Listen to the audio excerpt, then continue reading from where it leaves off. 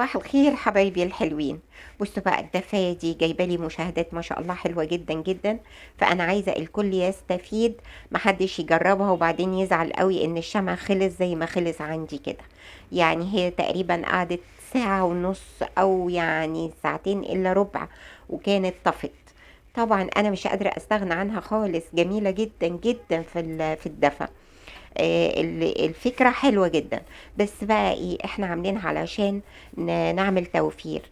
انا لقيت ان بستخدم كمية شمع كبيرة جدا. الشمع الحقيقة مش غالي قوي بس كمان مش رخيص قوي. يعني مثلا لما تجيبي علبة فيها 10 شمعات ب15 جنيه هتستخدمي 5 منهم يقعدوا معاكي ساعة ونص بس. طب باقي الليل صدقيني مش هتستغني عنها. المهم بقى دلوقتي انا بعمل ايه؟ انا لقيت ان الملح كمان كده نشف وتكلس، تفهميش بقى من الطاقة السلبية اللي سحبها ولا من الحرارة، اي مكان السبب. افركته كده ونعمته تاني ورجعته تاني ناعم زي ما كان. بصي بقى الشمعة اللي خلصت دي ايه فيها الجزء الصغير ده اللي هو كان ماسك فيه الخيط. طيب انا ليه بقى ما استبدلش الخيط بخيط جديد وعبي الشمعات من اول وجديد؟ طيب بصي بقى دي اهي. انا بس غيرت الجوانتي عشان الجوانتي التاني مضايقني كل شويه يطلع من ايدي. اهي دي بصي عامله ازاي مقفوله ايه من الشمع. فانا هعمل ايه دلوقتي؟ هفتح الفوهه بتاعتها دي او مكان الخيط اللي فيها، هفتحه بايه؟ بمسمار. شايفه المسمار رفيع قد ايه؟ مسمار رفيع. احاول ان انا ادخله في المكان اللي بيمر فيه الخيط. هتدوسي عليه دوسة كده شوية خفيفة، هتلاقيها طلعت الخيط، بقايا الخيط اللي فيه اهي. اي وقعت، معلش. بصي اهو. بصي هي خلاص بقايا الخيط طلعت. هوريها لك بوضوح عشان تشوفي احنا تتخيلي ان احنا هنحط الخيط فين. اهو هنمرر الخيط من الفتحة دي. تمام. بصي انا بوريكي كمية الشمع اللي انا استخدمته في خلال يومين، وكمان مش فاتحاها طول الوقت يعني. انا لو عليا عايزة افتحها طول الوقت. بتدي احساس كده بان مش المكان سخن ولا تبردي مثلا لما تخرجي بره او كده، لا. دول الشمعتين اللي انا جهزتهم قبل ما اصور عشان اتاكد ان الفكرة حلوة. بصي كمية الشمع اللي انا استخدمتها بالاضافة للاتنين دول كمان. يعني علبتين استخدمت علبة ونص منهم اهو. علبة فضيت وفي نص علبة موجود. خلاص. انا بقى هفضي كل الدوائر الصغيرة دي من الخيط وهوريكي هنعمل ايه.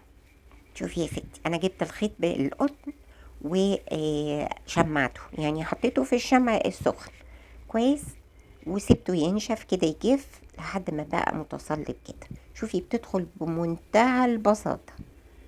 هاخد الطول اللي انا عايزاه وهقص.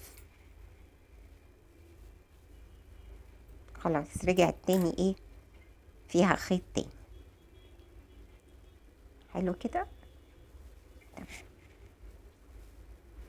هجيب بقى دلوقتي الحامل السخن ده واحط الشمع علشان نبتدي نعمل نلزق الاجزاء بقى الصغيره دي. بصي بغمسها كده، الجزء الصغير ده اللي فيه الخيط بغمسه في الشمع والزقه في قاع الطبق الصغير بتاع الشمع اهي. منتهى البساطه رجعناها زي ما كانت.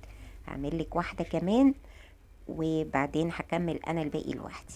اهو الخيط كويس. اهم حاجه بس ابرمي كده الخيط من فوق اهو، فكي من عليه الشمع الزياده وبروميه، اعملي له كده زي راس مدببه جدا ودخليها اهي. هتمر بمنتهى السهوله والبساطه. هتاخدي الطول اللي انت عايزاه وتقصي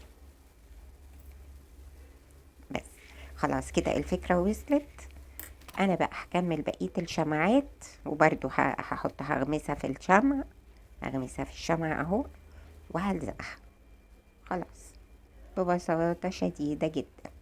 هكمل بقى انا بقيتهم وارجع لك. دلوقتي انا خلصتهم كلهم. بصي بقى عملوا عدد وهبتدي اصب فيهم الايه الشمع. بالراحة كده بالراحة صبي الشمع عشان ما يتقلبش منك. انا طبعا دلوقتي سرعت الصورة علشان ما يبقاش الفيديو ممل ولا طويل.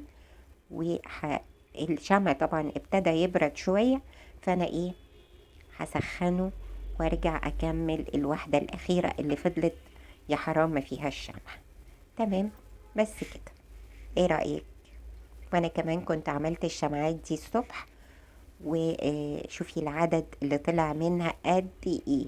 رجعنا الشمعات تاني، شمعات تشتغل زي الفل وما خسرناش حاجة. طبعا الشمع السايب ارخص كتير جدا من الشمع الجاهز ده، يعني ما بتجيبيه بالكيلو طبعا بيبقى ارخص بكتير بكتير جدا. اهم حاجة يكون الشمع نوع كويس، والخيط كمان يكون قطن ونوع كويس. مليت تاني دفايتي وانا مبسوطة جدا جدا. هشغلها طول الوقت واعبي العلب تاني كأن مفيش حاجة حصلت. احنا كده وفرنا التوفير نفسه، رجعنا كل حاجة زي ما كانت، وعلبي اتملت تاني وبقى مفيش اي مشكلة. هفتح دفايتي من غير ما اشيل هم الشمع خلص الشمع مخلصش. طب انتي بقى ملكيش في القصص دي، ولا ليكي بقى تسيحي شمع ولا تعملي شمع ولا تشيلي شمع. اهو الحل. بصي، خدي بقى سكرين شوت، والنوع ده تحفة. الشمعة بتقعد 3 ساعات، صدقيني بتقعد 3 ساعات. اذا انتي ما عندكيش مشكلة انك تشتري شمعات، حلوة قوي قوي قوي الشمعة دي. خلاص، خديها بقى سكرين شوت كده، انا هبينها لك. بس عايزة اقول لك حاجة، آه، اوعي تنسي تعملي لي لايك، ولو عجبتك قناتي اوعي تتأخري وما تعمليش اشتراك، عشان انا بحبك قوي وانا هكبر بيكي انتي. فيلا كبروني يا بنات. خدتيها سكرين شوت، اسألي عليها عند بتاع الشموع هتلاقيها.